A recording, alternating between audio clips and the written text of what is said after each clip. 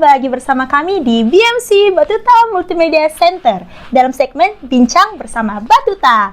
Baiklah, perkenalkan nama saya Yohana Melita Selalahi dan kali ini saya ditemani oleh narasumber yang cukup berperan penting di Kantor Pelayanan Pajak Kota Medan. Pasti pada penasaran kan? Langsung saja kita saksikan biografinya.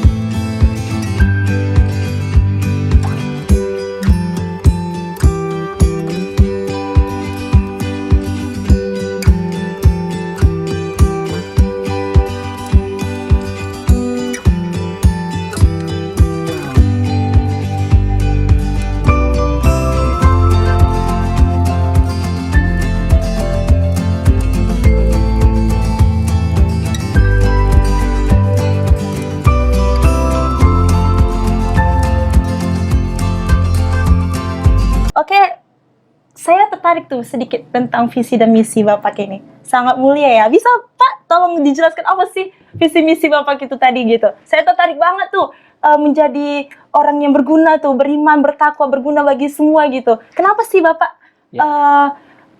bisa dikatakan membentuk ataupun memiliki visi misi seperti itu gitu? Ya benar yuk. Jadi kalau kita sebagai manusia otomatis ya berpikirnya bagaimana kita bermanfaat bagi orang lain ya. Bagaimana kita bisa memberikan nilai tambah buat orang lain selain buat diri kita sendiri. Jadi itu yang menjadi visi misi saya.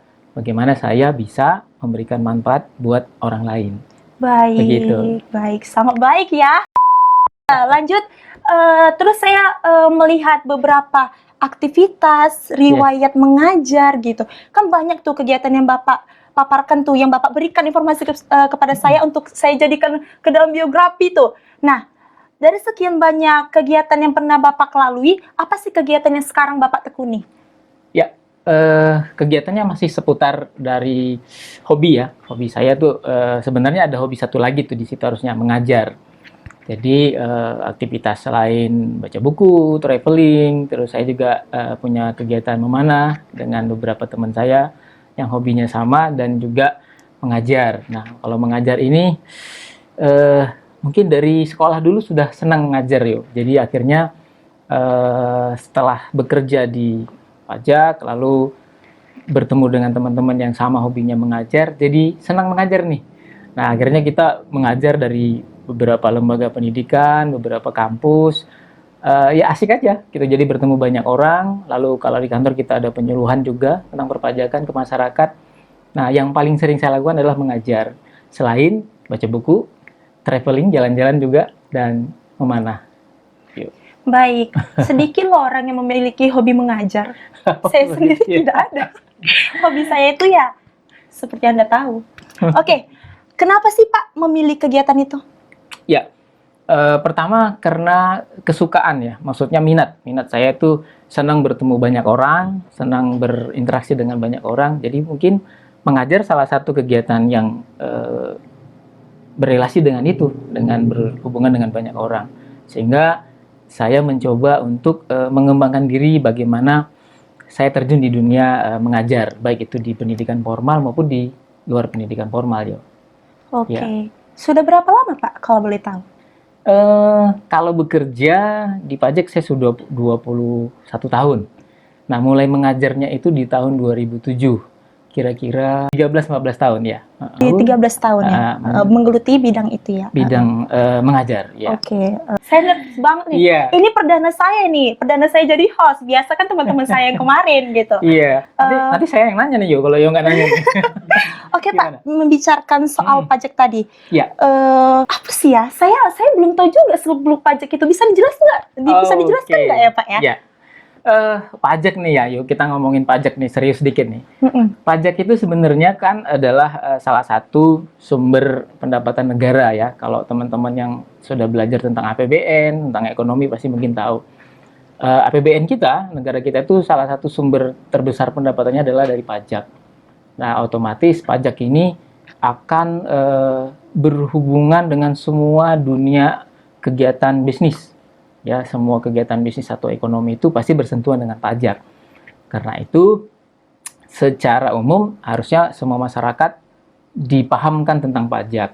Ya, yuk. Jadi saya sendiri dalam hal mengajar juga ngambil bidangnya adalah mengajar ekonominya tentang perpajakan. Jadi sesuai lah dengan bidang yang pekerjaan yang saya lakukan, sehingga sesuai dengan misi tadi saya bisa memberikan manfaat ke orang lain dari sisi mungkin memberikan pengetahuan tentang perpajakan, yuk, membuat masyarakat kita jadi sadar pajak.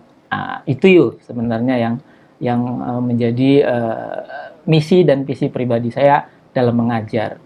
Nah, ya penting banget sebenarnya pajak itu buat kita, ya yuk ya. Jadi negara ini berjalannya itu hampir 70-80% itu dari dana pajak yang kita atau masyarakat sumbangkan ke negara. Baik. Iya. Sangat bagus sekali ya. Saya nggak berhenti nih nervousnya. Oke Pak, saya dengar nih, saya nerima informasi Bapak Junaidi ini merupakan orang yang berperan penting juga ya di salah satu organisasi ataupun kelompok gitu ya. Kok boleh tahu Pak organisasi apa itu Pak? Apa namanya? Apa sih jenis organisasi seperti apa gitu? Oke. Organisasinya masih di seputar pendidikan dong pastinya kan. Saya dengan beberapa teman itu kita mendirikan satu lembaga namanya Mandiri Tech Center. Kami fokus saat ini adalah bagaimana membuat pelatihan kursus perpajakan brevet A dan B.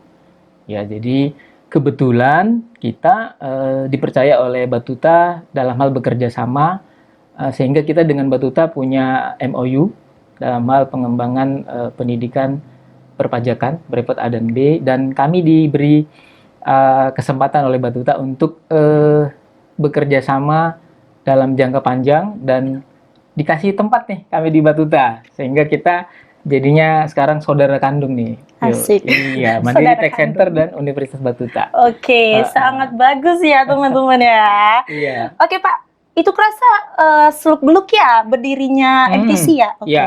Kalau boleh cerita, kita sama MTC di MTC itu mulainya di 2001 di 2021 ini sebenarnya. Jadi kita dengan beberapa teman yang sama hobinya mengajar, kita mencoba mendirikan satu lembaga Mandiri Tech Center namanya, yang kita tadi fokusnya adalah pelatihan brevet pajak A dan B, dan kita dapat fasilitas dari Batuta untuk membuka kelasnya di Batuta. Nah, yang saat ini kami buka kelas itu ada 3. Pertama ada kelas untuk online, jadi brevetnya itu secara daring, online. Kemudian kita buka kelas tatap muka, kelas Sabtu, eksekutif, dan ada kelas tatap muka reguler setiap hari Senin sampai hari Kamis, yo. Tempatnya di Universitas Batuta. Baik. Iya. Kurasa nanti saya masuk juga sih. Harus dong. Iya, harus dong. Saya kalau perpajakan boleh lah. Iya. Enggak sombong. Oke Pak. Baik. Apa sih? Kan kalau membangun suatu lembaga tuh, pasti kan ada tuh. Kalau di pertengahan berdirinya itu pasti ada keluh kesahnya. Nah, waktu baru membangun itu pasti ada kendalanya. Apa sih kendala yang Bapak dapatkan dalam membangun ataupun mendirikan Mandiri Tech Center ini? Iya, benar. Proses di awal kita membangun lembaga ini sebenarnya membangun visi dan misi. Iya, kita dalam satu tim itu harus satu visi dan misi dulu nih. Untuk menyatukan visi dan misi itu yang mungkin kita perlu namanya waktu ya, proses, sehingga kita berkomitmen membentuk lembaga Mandiri Tech Center. Dan alhamdulillahnya gayung bersambut nih, Universitas Batuta memberikan fasilitas untuk berdirinya lembaga ini dan langsung berkantor di Universitas Batuta. Jadi kesulitan yang di awal kita alami jadi mudah nih, dipermudah oleh Universitas Batuta. Terima kasih nih Universitas Batuta. Iya, terima kasih Universitas Batuta. Terima kasih Mandiri Tech Center. Mandiri Tax Center ini seperti yang Bapak katakan tadi, organisasi atau lembaga. Kalau organisasi ataupun lembaga itu kan kalau kita masuk kan harus ada kualifikasi ataupun persyaratan. Ya. Apa ya Pak persyaratan untuk masuk? Saya mau masuk ini soalnya. Terima kasih. Terima Baik. kasih, saya gugup sekali. Mandiri Tax Center kita itu kan fokusnya adalah lembaga pendidikan. Jadi sebenarnya kualifikasi yang kita butuhkan adalah orang yang berminat di bidang perpajakan. Ya. Jadi dari latar belakang pendidikan apapun, Mandiri Tax Center tidak membatasi. Dia mau latar belakangnya adalah teknik, pertanian, atau apa jurusannya? Manajemen retail, Pak. Manajemen retail, itu masih bersinggungan ya. Atau teknik informatika, komputer. Di Mandiri Tax Center tidak dibatasin. Karena apa? Pajak itu fungsinya luas. Jadi tidak membatasi pada bidang-bidang tertentu saja. Hampir semua kegiatan ekonomi semuanya bersentuhan dengan pajak. Otomatis semua masyarakat, kita berharap semua masyarakat itu akan paham, sadar, dan mengerti tentang perpajakan. Itu Baik. Berarti umum ya Pak ya? Umum, benar. Semua orang harus paham tentang pajak. Iya. Semua orang harus sadar dengan pajak. Jadi karena pajak itu jadi kewajiban kita sebagai warga negara kan Yo.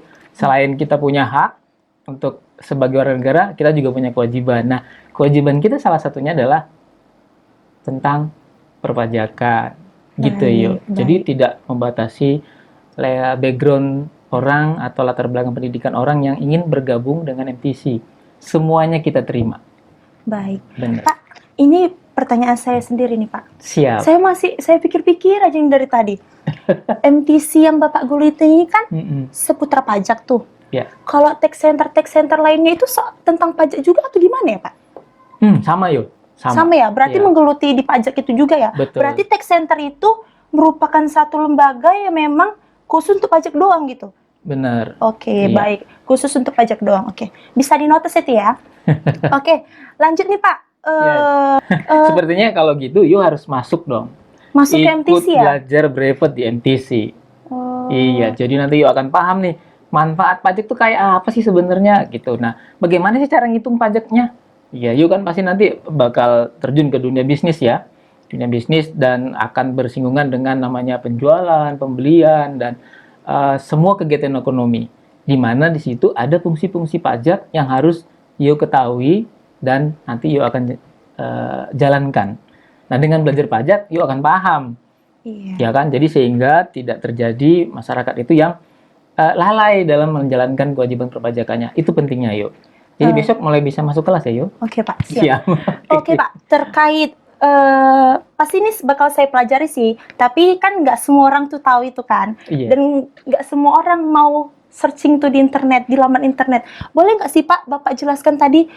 Tadi saya ambil satu kata tuh, brevet. Yes. Apa sih brevet itu Pak? Ya, brevet ini sebenarnya sama dengan kursus, tapi fokusnya adalah perpajakan. Iya. Ya, jadi di brevet itu ada tingkatannya, brevet A, brevet B, dan brevet C. Ya, nanti fungsinya apa? Sertifikasi brevet ini adalah akan digunakan oleh orang yang mendapatkan sertifikat itu untuk bergelut di dunia perpajakan. Ya, nanti profesi apa yang akan didalami oleh orang yang punya sertifikat brevet? Itu profesinya adalah konsultan pajak. Ya, jadi konsultan pajak itu harus punya sertifikat brevet. Lalu apakah semua orang yang punya sertifikat brevet harus jadi konsultan pajak? Tidak. Jadi orang yang menangani perpajakan di perusahaan perlu juga sertifikasi brevet untuk apa? Untuk sebagai bukti bahwa dia sudah memahami atau punya keilmuan di bidang perpajakan. Gitu yuk. Baik. Iya. Pak, kalau apa ya keuntungan kalau saya masuk ke MTC ini? Oh, jelas. Untungnya lebih banyak loh daripada itu. Banyak ya, harus masuk. Oke Pak, jelaskan Pak.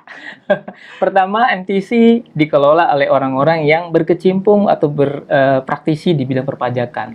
Otomatis mereka lebih paham tentang kebutuhan masyarakat untuk pengetahuan perpajakan. Yang kedua, lokasinya strategis yuk. Ada di Universitas Batuta, ada di tengah kota. Terus gedungnya juga nyaman, tempat belajarnya juga nyaman. Ini nilai lebih kita dibanding tax center lainnya, gitu yo. Terus kemudian yang ketiga, Mandiri Tax Center punya program ke depan di mana kita nanti akan mendigitalisasi semua kegiatan proses belajar mengajar. Jadi proses ini sedang kita bangun dengan sistem yang cukup handal. Kita akan buat dan mudah-mudahan ini dapat kita realisasikan dalam waktu yang tidak lama, yuk. Insya Allah. Oke. Ya. Jadi untuk teman-teman sekalian, misalnya ada minat pun ataupun keinginan untuk menggeluti bidang ini, Ya. Batuta menyediakan program baru ataupun organisasi baru yang didirikan oleh Pak Junaidi dan tim dan teman-teman yang sangat baik hati, mendirikan salah satu lembaga yaitu Mandiri Tech Center.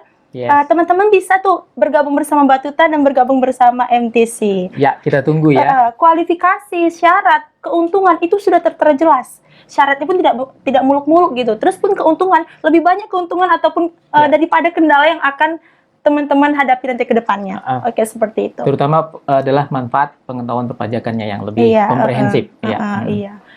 Oke, Pak. Pertanyaan dari saya lagi nih, Pak. Iya, silakan yuk. Setiap kegiatan tuh ataupun hal yang kita lakukan pasti tidak muluk-muluk tuh, Pak. Kita pasti menginginkan feedback ataupun timbal balik dari orang lain. Kalau kita mau menerima feedback, kita harus memberikan itu kan, betul, kayak wawasan ataupun kegiatan kita untuk mereka. Nilai tambah ya. Nilai tambah. Apa sih feedback ataupun feedback terbesar ataupun feedback yang bisa dikatakan cukup memotivasi tim gitu untuk lebih maju? Ya, secara tim kami di Mandiri Tech Center berharap bahwa kehadiran kami dalam sektor ini, sektor bisnis perpajakan, pendidikan perpajakan atau pelatihan perpajakan adalah bagaimana kami ikut andil dalam memberikan pengetahuan yang luas, seluas-luasnya kepada masyarakat secara umum, terutama dunia pendidikan terkait manfaat dan kewajiban perpajakan. Itu kemudian bagaimana kami memberikan nilai tambah dari kegiatan pengajaran atau pembelajaran perpajakan itu kepada seluruh masyarakat tanpa terkecuali, terutama juga di bidang dunia pendidikan yang berkecimpung di perpajakan, yo. Nah, kalau feedbacknya kami berharap dengan hadirnya kami ini masyarakat jadi tambah pinter, tambah paham, dan tambah sadar akan pentingnya pajak demi keberlangsungan negara kita. Oke, Pak. Ya. Saya singgung soal virus corona yang nggak balik-balik, Pak. Udah berapa tahun nih di Indonesia, Pak, sampai di mendunia itu, Pak. Iya. Nah, lembaga Bapak ini kan terfokus untuk masyarakat ataupun mahasiswa ya, Pak ya. Iya. Kami juga itu seluruh kalangan. Iya, seluruh kalangan. Iya. Dan kami juga karena adanya corona kan terhambat tuh. Nah, bagaimana sih cara Bapak menyikapi hal tersebut? Karena corona kegiatan terhambat, pekerjaan terhambat. Bagaimana sih Pak menyikapi hal itu gitu? Apalagi dunia pendidikan, yo. Iya, dunia pendidikan. Memang sejak adanya virus COVID-19 di Indonesia, kalau nggak salah di sekitar awal 2020 ya, yo. Iya, Pak. Di dunia pekerjaan, dunia sekolah atau akademisi semuanya jadi terganggu, sehingga akan muncullah yang namanya daring ya. Iya. Ada sekolah daring maupun kalau yang bekerja ada namanya WFO, work from office atau WFA, work from home. Nah, kalau di MTC menyikapinya sebenarnya di awal-awal mungkin ini jadi halangan, jadi hambatan bagi kita semua.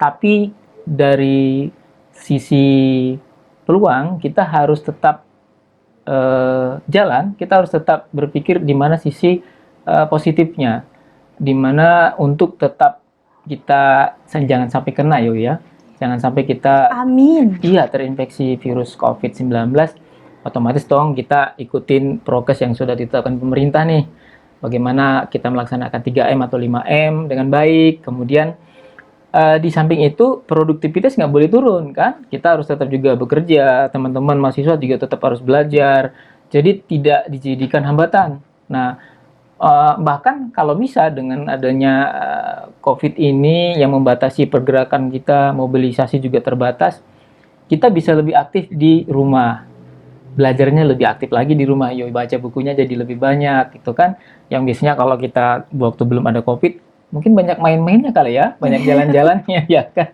Ya, saya sendiri seperti itu. Belajar 1 jam, travelingnya 2 hari gitu ya kan. Jadi sebenarnya banyak waktu yang terbuang waktu ke kondisi normal. Tapi dengan adanya COVID, kita akan berpikir sebaliknya. Waktu yang tadinya kita bisa bebas kemana-mana, mungkin dengan waktu yang jadinya terbatas sekarang, kita maksimalin dengan kalau mahasiswa belajar. Ya, diperbanyak tuh belajarnya, diskusi dengan teman-teman. Kan bisa Zoom ya, bisa media daring. Jadi, kalau saya sih pesannya buat teman-teman mahasiswa, manfaatkan waktunya untuk memperbaiki kualitas diri. Ya, karena persaingan ke depan ini semakin kuat nih. Bagaimana caranya memperbaiki atau meningkatkan kualitas diri? Salah satunya tambah skillnya. Ya, salah satunya tambah skillnya di mana? Di MTC dong. Di MTC. Saya mau nambah skill, makanya saya mau masuk MTC. Itu salah satunya ya, Iya, salah Pak. satunya. Atau hal lain juga bisa dilakukan. Misalnya dalam kegiatan bisnis nih sesuai dengan jurusannya kan, di manajemen bisnis retail ya. Sudah mulai bisa merancang bagaimana membuat bisnis secara mandiri dengan produk buatan sendiri dan teman-teman yang bisa dipasarkan secara online karena sekarang semuanya serba online. Iya, Pak. Iya, itu juga peluang sebenarnya kan sebenarnya. Nah, banyak hal positif yang bisa dilakukan selama pandemi COVID ini. Walaupun kita berharap pandemi ini segera berlalu. Amin. Segera hilang. Saya udah bosen banget nih Pak, daring Pak. Sudah bosen banget ya? Sudah bosen banget. Tapi nanti sih saya mau ngambil reguler sih, Senin sampai Kamis. Oke. Jadi nggak tidur-tidur aja di rumah. Oh, biar tetap beraktivitas ya? Iya Pak. Tapi tetap jaga prokes loh Iya Pak, pasti. Iya. Pasti Pak. Ada nggak sih Pak hal yang mau Bapak sampaikan untuk teman-teman sekalian untuk istilahnya kayak mengajak untuk masuk ke MTC gitu? Oh banyak tuh, banyak pesan yang bisa kami sampaikan.